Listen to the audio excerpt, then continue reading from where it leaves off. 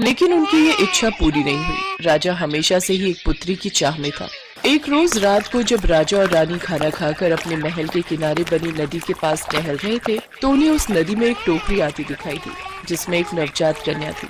उस नवजात कन्या को राजा रानी अपने साथ महल ले आए और राजा ने ऐलान किया, आज से ये कन्या हमारी पुत्री है, हम इसे अपनी बेटी की तरह पालेंगे। परंपरा के अनुसार घर में छोटे शिशु का भविष्य जानने के लिए कुल पुरोहित को बुलाया गया। उस कन्या को देख पुरोहित ने कहा, बड़े ही खेद के साथ कहना पड़ रहा है महाराज कि इस कन्या के कदम आपके राज्य के लिए शुभ नहीं है। आप कहना क्या चाहते हैं पुरोहित जी? रानी साहिबा, जैसे जैसे ये कन्या बड़ी होती जाएगी वैसे वैसे ही आपके 7 लड़कों की मृत्यु भी होती जाएगी। ये तुम कैसी बातें कर रहे हो पुरोहित? एक छोटी सी कन्या के बारे में तुम ऐसे कैसे कह सकते हो? सिपाहियों, इस पुरोहित को महल से बाहर निकाल दो। राजा ने उस पुरोहित को महल से बाहर फेंकवा दिया और बेटी की चाह में पुरोहित की बातों पर ध्यान नहीं दिया। लेकिन जैसे ही वो लड़की साल भर की हुई तो उसके जन्मदिन वाले दिन ही राजा के सबसे बड़े बेटे की मृत्यु हो गई। तब राजा को उस पुरोहित की बात याद आई। उसने तुरंत ही उस पुरोहित को बुलाने भेजा। लेकिन सेनापति एक दुखद समाचार लेकर महल में पहुंचा। महाराज, 10 दिन पहले ही उस पुरोहित की मृत्यु हो गई, लेकिन सुना है उसका भाई घनश्याम दूसरे राज्य के महल में पुरोहित है। आपकी आज्ञा हो तो मैं उसे बुला लाऊं। उन्हें शीघ्र ही यहाँ लेकर हाजिर हो। घनश्याम पुरोहित सेनापति के साथ उस महल में पहुंचा। मेरे भाई की भविष्यवाणी बिल्कुल सही है। अब हमें इस बात का यकीन हो गया है, लेकिन इसका उपाय क्या है? अगर आपकी इस कन्या को आग के घेरे में बड़ा किया जाए तो आपके बेटों को इसका कोई नुकसान नहीं होगा, लेकिन इस बात का खास ध्यान रहे कि वो आग बुझनी नहीं चाहिए। पंडित के कहे अनुसार वैसा ही हुआ। उस कन्या को एक घर के अंदर रखा गया जिसके बाहर आग का घेरा बना दिया गया। कुछ साल ऐसे ही बीत गए। अब 7 लड़कों में बचे 6 लड़के भी बड़े हो गए और राजा रानी बूढ़े होने के कारण दुनिया से चल बसे। उन 6 भाइयों में से सबसे बड़े भाई ने राजगद्दी संभाल ली। अब वक्त आ गया है कि हम अपनी बहन को उस आग के घेरे से छुटकारा दें और उसका विवाह करके उसे खुशहाल जिंदगी जीने दें। बिल्कुल सही कहा भाई आपने। चलो चलो अभी अपनी बहन के पास चलते हैं और उसे ये खुशखबरी देते हैं। सभी भाई अपनी बहन के पास पहुँचे।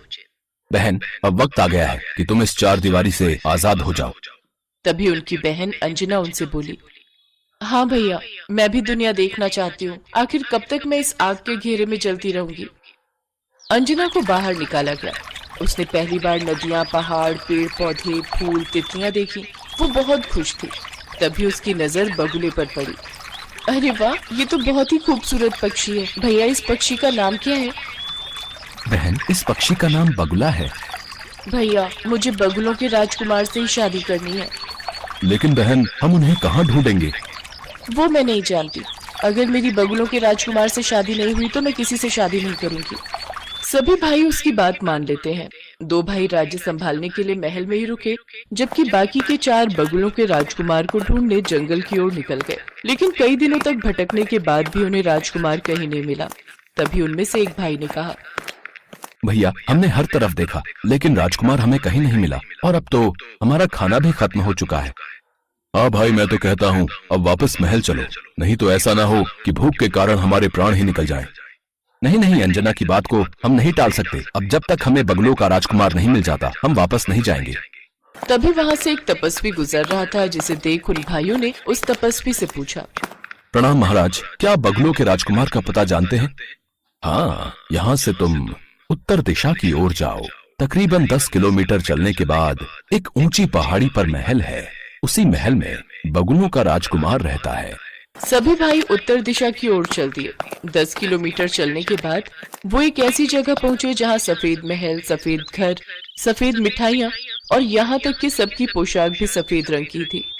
चारों भाई महल के अंदर गए और बगुलों के राजकुमार से मिले और उन्हें अपनी समस्या बताई।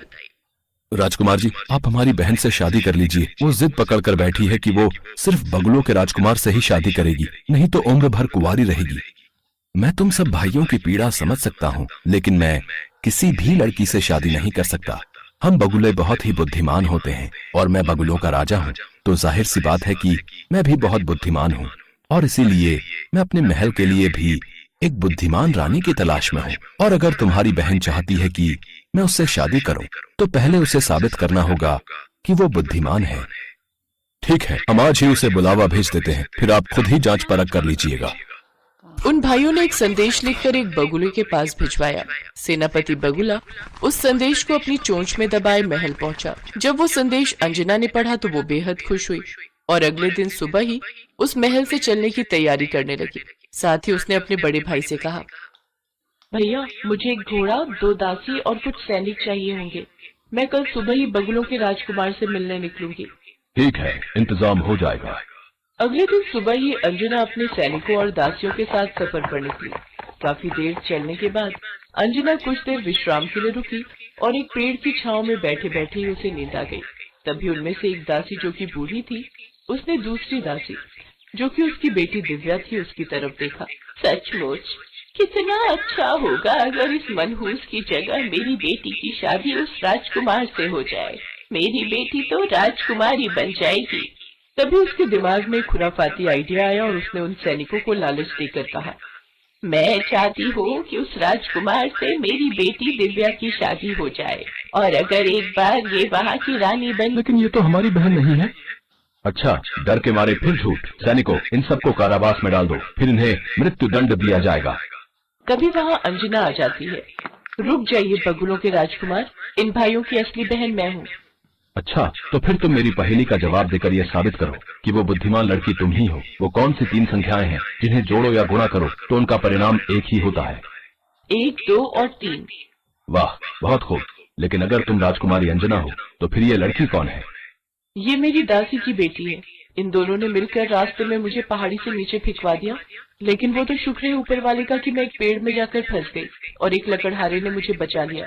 बगुलों के राजकुमार ने दासी दिव्या, उसकी माँ और उन सैनिकों को कारावास में बंद कर दिया और राजकुमारी अंजना के साथ बड़ी धूमधाम से विवाह कर दिया।